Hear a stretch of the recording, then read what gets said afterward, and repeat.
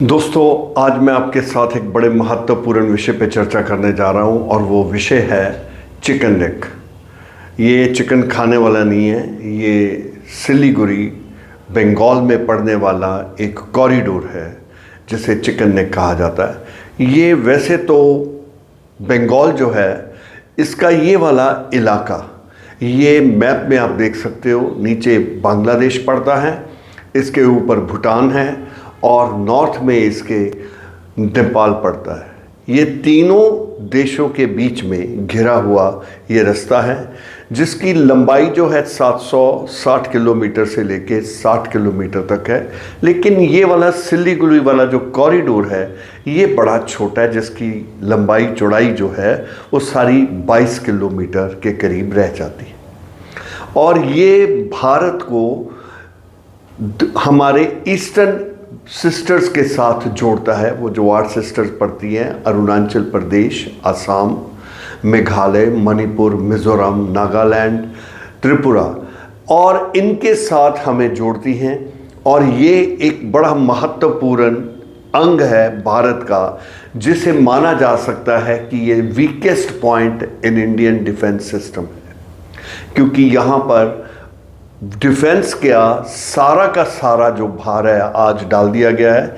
यहाँ पे राफेल और मिसाइल्स जो हैं वो वहाँ पे रख दी गई हैं, और इसका बहुत सारा बंगाल से और भी 120 किलोमीटर का इलाका लेके वो भी आर्मी डिफेंस के लिए दे दिया गया। क्या कारण है ये चिकन नेक जो है अभी हाल ही में इतना महत्वपूर्ण बन गया? इसका मुख्य कारण ये है कि ये वाली जो एरिया है ये एक तरफ नेपाल, फिर भूटान और फिर बांग्लादेश से घिरा हुआ है। भारत के हमेशा ही नेपाल के साथ, भूटान के साथ और बांग्लादेश के साथ हमेशा अच्छे संबंध बने रहे। हम जानते हैं कि शेख हसीना जब तक बांग्लादेश में थी 2024 तक, तब तक भारत को किसी प्रकार की चिंता करने की ज़रूरत नहीं थी, क्योंकि शेख हसीना के साथ हमारे हमेशा संबंध अच्छे रहे। जब 2011-12 में जब खालिदा जिया आई थी तो उसका झुकाव जो था वो थोड़ा चाइना की तरफ और थोड़ा पाकिस्तान की तरफ था। तब हमारे को थोड़ी सी सोच पड़ी थी। लेकिन हाल ही में क्या हुआ, 2024 में हम जानते हैं कि बांग्लादेश में जेनजी का सैलाब आया। 10,000 विद्यार्थियों ने शेख हसीना, जो कि चुनी हुई सरकार थी, उसको शेख हसीना को वहाँ से भागने में मजबूर कर दिया। भारत ने उसको संरक्षण दिया और वो इस समय भारत में रह रही है। क्योंकि वो भारत में रह रही है और वहाँ पे शेख हसीना के बाद यूनुस मोहम्मद की सरकार स्थापित हुई।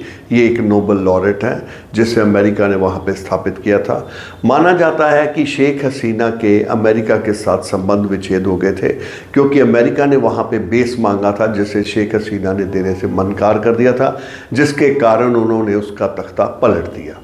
ये 10,000 विद्यार्थी जेनजी, जो मॉडर्न टर्मिनोलॉजी में ये वो विद्यार्थी हैं जो 1990 के बाद पैदा हुए और कंप्यूटर सावी हैं।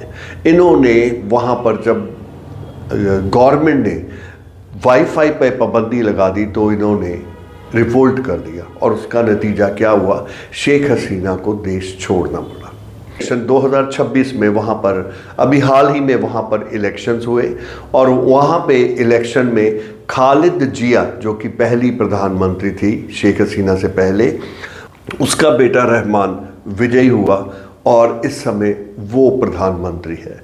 और उसका भी झुकाव जो है देखने में लग रहा है कि वो चाइना और पाकिस्तान की तरफ ज़्यादा है। बांग्लादेश में 11% हिंदू हैं और बाकी सारे मुस्लिम। और जैसे ही शेख हसीना वहाँ पे छोड़ के बांग्लादेश को भारत में आती है तो वहाँ पर लोगों का सैलाब जो है हिंदुओं के ऊपर टूट पड़ता है, और बहुत सी मॉब लिंचिंग, अदरवाइज उनके घरों पर अटैक, उनकी औरतों के साथ रेप और मारकाट की गई। और यही कारण है कि बहुत सारे हिंदू जो हैं वो कई पलायन करके भारत में भी आए। भारत की सरकार ने क्योंकि ये बड़ा संवेदनशील मुद्दा था, जिसको बड़ी सफलता के साथ सुलझाया और वहाँ पर शांति स्थापित करवाई, और इस समय बांग्लादेश में शांति है। मैं दोस्तों आपको ये बताना चाहता हूँ, भारत धर्मनिरपेक्ष राज्य है। यहाँ पर सभी धर्मों का आदर सम्मान किया जाता है। इसका जीता जाता तो साधारण सा यही है कि जब भारत आज़ाद हुआ 1947 में, तो भारत के दो टुकड़े हो गए, एक पाकिस्तान और दूसरा हिंदुस्तान। पाकिस्तान में हिंदुओं की आबादी उस समय कोई 6 से 7% थी। आज उनकी आबादी वहाँ पर सिर्फ 1% के करीब रह गई है। भारत में उस समय मुसलमानों की जो पॉपुलेशन थी वो 10 से 11% थी। आज वो 30% हो गई है। ये एक बड़ा साधारण सा आपके सामने मैंने उदाहरण रखा जो ये बतलाता है कि किस प्रकार भारत एक धर्मनिरपेक्ष राज्य है जहाँ पे सभी धर्मों का आदर किया जाता है। लेकिन ये जो हमारे पड़ोसी राज्य हैं, ये बतलाते कुछ और है और करते कुछ और है। यही कारण है कि बांग्लादेश में हिंदू जो हैं सुरक्षित नहीं हैं। वो अपनी सुरक्षा करने की कोशिश करें और भारत में आने की हर वक्त गुहार लगाते हैं। इससे पहले कि हम आगे बढ़ें, मैं यहाँ पर बंगाल के इतिहास के बारे में आपको संक्षेप में वर्णन करता चलूँ। 1905 में बंगाल का विभाजन कर दिया गया 2 भागों में, western Bengal and eastern Bengal. जो वेस्ट बंगाल था वो आज भी बंगाल के नाम से जाना जाता है। यहाँ की कैपिटल कैलकाटा है। जो ईस्टर्न बंगाल था उसे आज बांग्लादेश के नाम से जाना जाता है और यहाँ की कैपिटल ढाका है। 1905 में भारत के लॉर्ड कर्जन ने, जो कि यहाँ के उसमें गवर्नर जनरल थे, उन्होंने कहा कि क्योंकि ये इलाका बहुत बड़ा है, यहाँ पे एडमिनिस्ट्रेशन ठीक ढंग से चलाने के लिए ज़रूरी है कि इसे 2 भागों में बांटा जाए। लेकिन उन्होंने एडमिनिस्ट्रेशन के आधार पर इसे 2 भागों में नहीं बांटा। उन्होंने हिंदू और मुस्लिम जनसंख्या के आधार पर बंगाल का विभाजन 1905 में कर दिया। उस समय की कांग्रेस सरकार ने इसका कड़ा विरोध किया। मुस्लिम हिंदू यूनिटी बंगाल में देखने को, सारे भारत में देखने को मिली। हिंदू मुस्लिम ने अपने हाथ की कलाइयों में एक दूसरे को राखी बांधी और भाई भाई होने का विश्वास दिलाया और साथ में स्वदेशी मूवमेंट लॉन्च की, अर्थात अपने भारत का बना हुआ कपड़ा और अपने भारत की बनी हुई वस्तुओं का इस्तेमाल करेंगे, विदेशी वस्तुओं का बहिष्कार किया। ये एक ऐसा आंदोलन था जिसने अंग्रेजी व्यापारी सरकार के खिलाफ मुंह पे तपाचा मारा, क्योंकि वो कच्चा माल भारत से ले जा मैनचेस्टर और लैंकेशायर की फैक्ट्रीज में का कपड़ा बनाकर उसे भारत लाकर बेचा करते थे, कई गुना मुनाफे में बेचा करते थे। जब इस प्रकार की मूवमेंट भारत में चली तो अंग्रेजी सरकार सहम गई कि उनको डर लगा कि ये हमारे व्यापार को बंद ही ना कहीं करते। भारत एक शांत प्रिय देश था। एक्सट्रीमिस्ट एलिमेंट को इस आंदोलन ने जन्म दिया। 1906 में मुस्लिम लीग की स्थापना होती है। ख्वाजा सलीमुल्लाह, आगा खान, नवाब मोहिनुल मुल्क और इनके पहले प्रधान थे मोहम्मद शाह, जिसे आगा खान थर्ड के नाम से जाना जाता है। इसका हेडक्वार्टर बना अलीगढ़ 1906 से 1910 तक, फिर लखनऊ 1910 से लेकर 1947 तक। मुस्लिम लीग ने सबसे पहली जो मांग की वो की सेपरेट रिप्रेजेंटेशन की, और उनका ये कहना था कि मुस्लिम माइनॉरिटी में है और उन्हें हिंदुओं के नीचे अपना काम करना पड़ेगा, जो उनको मंजूर नहीं है। वो चाहते थे जहां मुस्लिम को रिजर्व सीट रख दी जाए, और सरकार ने ये बात मान ली और 1909 के एक्ट में, मिंटो मॉर्ली एक्ट के नाम से जाना जाता है, वहाँ पर मुस्लिम को सेपरेट रिप्रेजेंटेशन दे दी गई। ये एक ऐसा बीज था बंगाल की partition and separate representation to the Muslims कि भारत में हिंदू मुस्लिम एकता जो थी इसके बाद देखने को नहीं मिलती। जब महात्मा गांधी आते तब थोड़ा सा समय हमें खिलाफत आंदोलन के समय हिंदू मुस्लिम एकता देखने को मिलती है, लेकिन धीरे धीरे ये दोनों भाई जो कभी एक दूसरे के साथ रक्षा बंधन और एक दूसरे के ऊपर मर मिटने को तैयार थे, धीरे धीरे एक दूसरे से दूर होते गए और नतीजा भारत पाकिस्तान का आपस में बंटवारा हो जाना। एक हिंदू राज्य तो नहीं बना, एक तो अब हम कह सकते हैं धर्मनिरपेक्ष राज्य स्थापित हुआ वो भारत था, और एक धर्म के आधार पर राज स्थापित हुआ और वो था मुस्लिम राज, जिसे पाकिस्तान का नाम दिया गया। आगे चलते हैं। ये मैंने आपको बंगाल का इतिहास बताया, और इस प्रकार बंगाल का विभाजन होता है, जो 1911 में इस विभाजन को वापस ले लिया जाता है। इसका मुख्य कारण ये था कि उस समय इंग्लैंड के जॉर्ज, जो इंग्लैंड के राजा थे, वो भारत आ रहे थे, और उसके आगमन पर कैलकाटा, जो भारत की उस समय राजधानी हुआ करती थी अंग्रेज़ों की, वहाँ से राजधानी को शिफ्ट करके दिल्ली में स्थापित कर दिया गया, और बंगाल का जो डिवीजन था उसको ख़त्म कर दिया गया, और दोनों बंगाल्स को वेस्टर्न बंगाल और ईस्टर्न बंगाल का विलय कर दिया गया। और ये विलय 1947 तक चला, और 1947 में जब हिंदुस्तान का विभाजन हुआ, खास तौर पर पंजाब का विभाजन हुआ, तो उस समय बंगाल का एक बार दोबारा विभाजन कर दिया गया। जो वेस्टर्न बंगाल था वो तो बंगाल ही रहा, जो ईस्टर्न बंगाल था वो बांग्लादेश बन गया और पाकिस्तान का हिस्सा बन गया।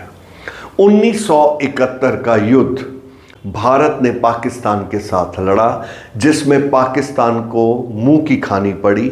उनके 93,000 सोल्जर्स ने एक दिन में सरेंडर किया और बांग्लादेश को पाकिस्तान से आज़ाद कर दिया गया, क्योंकि पाकिस्तान के लोग, पाकिस्तान के मुसलमान बांग्लादेश के मुसलमानों पर बहुत अत्याचार करते थे, और मुजीबुर रहमान के अधीन बांग्लादेश में एक नई हुकूमत, डेमोक्रेटिक हुकूमत की स्थापना होती है। और दूसरी महत्वपूर्ण बात मैं आपसे एक यहाँ पे शेयर करता चलूँ कि 1975 में 4 साल बाद सिक्किम का जो राज्य था, अब मैं फिर मैप में आपको दिखाता हूँ, इधर नेपाल है और ये भूटान है, भूटान के बीच में जो राज है वो सिक्किम का है। ये सिक्किम एक इंडिपेंडेंट राज था, यहाँ पर मोनार्किकल सिस्टम सेटअप था, गंगचुक यूनिवर्सिटी, जो गंगचुक डायनेस्टी का राज था, और उसके खिलाफ लोग भड़क उठे। भारत की सरकार ने अपनी सेना को भेज के वहाँ पे रेफरेंडम कराया, वोटिंग पड़ी, और लोगों ने बहुमत के साथ भारत के साथ मिलना मंजूर किया, और इस प्रकार सिक्किम का राज भारत का 22वीं स्टेट बन गई और सिक्किम का भारत में विलय हो गया। अब ये समझ सकते हैं आप, नहीं तो आज मैं कह रहा होता 4 राज्यों से घिरा हुआ है, नेपाल, सिक्किम, भूटान और बांग्लादेश।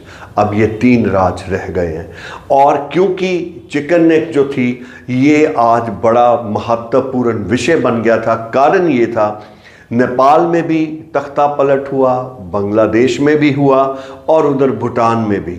इन तीनों राज्यों ने चाइना की तरफ अपना झुकाव दिखाया। चाइना इनको पैसा दे रहा है, चाइना की कोशिश है कि वो रास्ता बनाता, क्योंकि चाइना कछुआ चाल चलता है, वो धीरे धीरे अपने पैर पसारता जाता है और आगे आगे बढ़ता जाता है। वो धीरे धीरे भारत में आने की कोशिश कर रहा है, भारत के नज़दीक आने की कोशिश कर रहा है।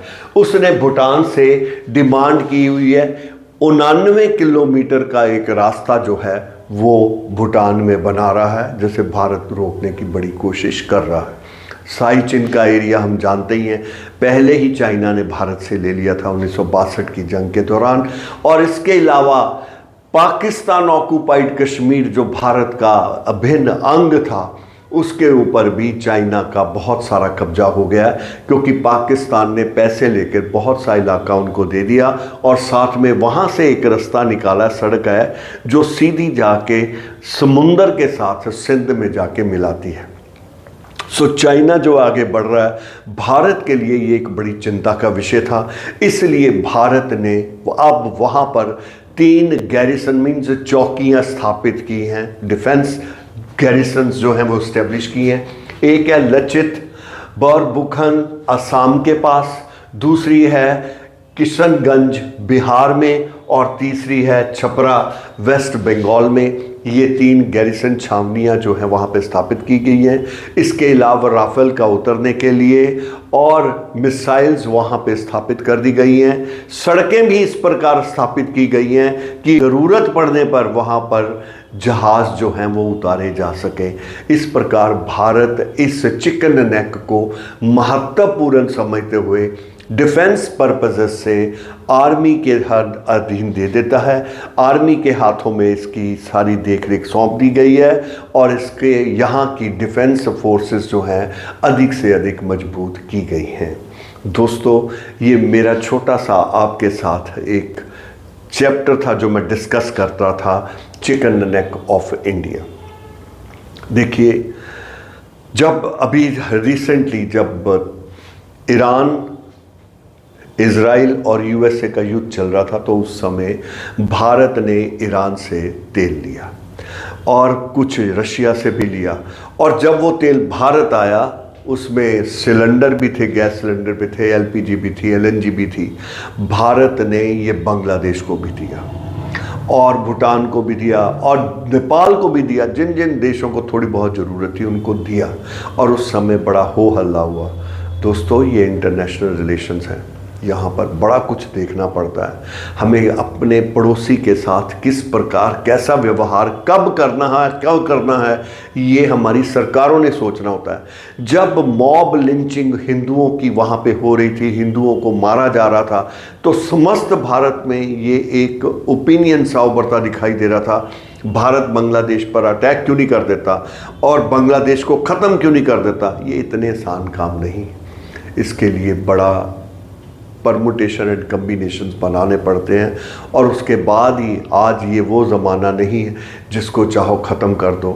और देखिए, आपके सामने उदाहरण है, अमेरिका ने सोचा था मैं 2 दिन में ईरान को कब्जे में ले लूँगा, उसके लीडर्स ख़त्म कर दूँगा, जैसे मैं वेनेजुएला में निकोलस मदुराओ को उठा के ले गया हूँ, इसी प्रकार ईरान को ख़त्म कर दूँगा। और हालात क्या हुए, ईरान ने यूएसए जैसी वर्ल्ड पावर को झुका के घुटनों के बल खड़ा कर दिया। कभी अपने दुश्मन को कमज़ोर ना समझो और हमें अपनी सरकार के ऊपर और उनकी नीतियों के ऊपर भरोसा होना चाहिए।